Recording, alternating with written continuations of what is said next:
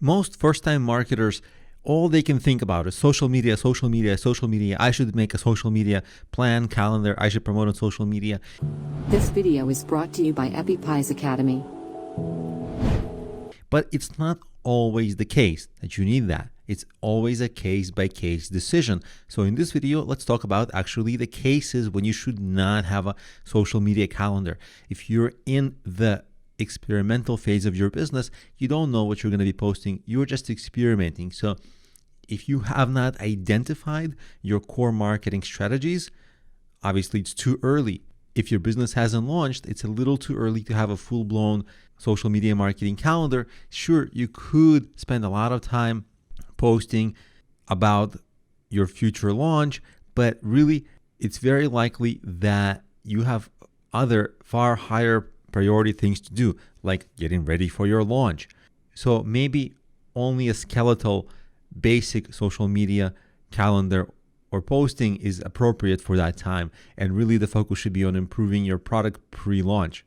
Also, if your marketing platforms are randomly chosen, meaning that you didn't put that much thought into it and you just said, hey, Facebook, Instagram, Pinterest, whatever, then it's random. Like, randomness won't help us.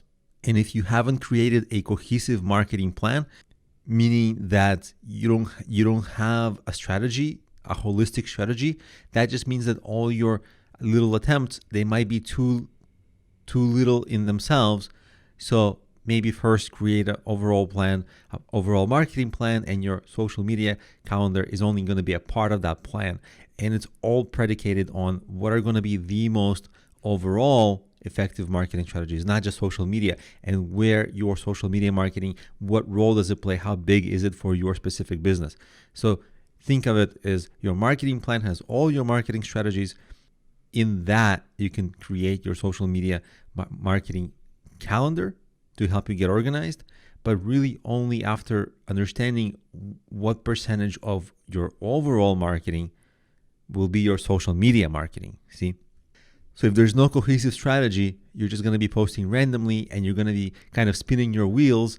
And that's where people say, well, I was excited about social media. I tried social media. I even tried ads, and I posted. I got no results. Well, it's because there's a lack of organization, lack of planning, lack of expertise usually.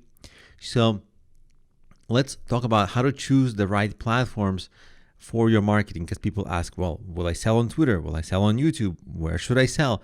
And really, we have to carefully choose the platforms that are right for you.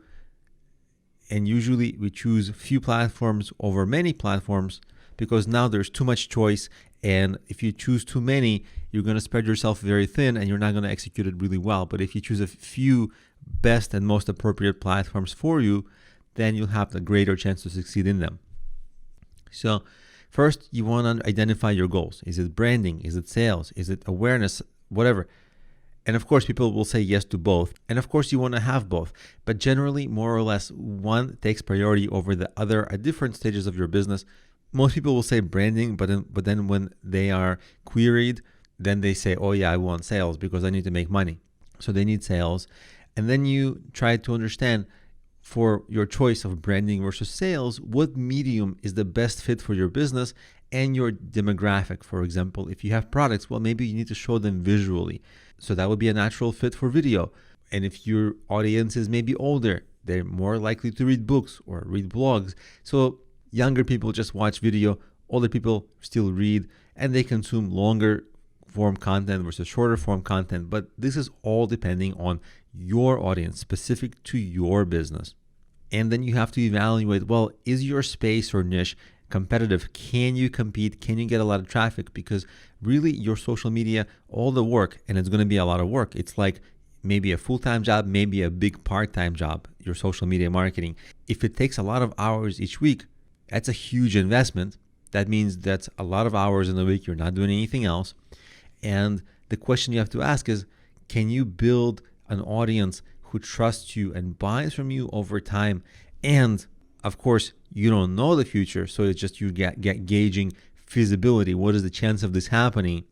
But really, the secondary question is, even if it's possible, is it worth doing over other potential strategies that you could have been doing, but you aren't doing because social media marketing is taking up your time and effort.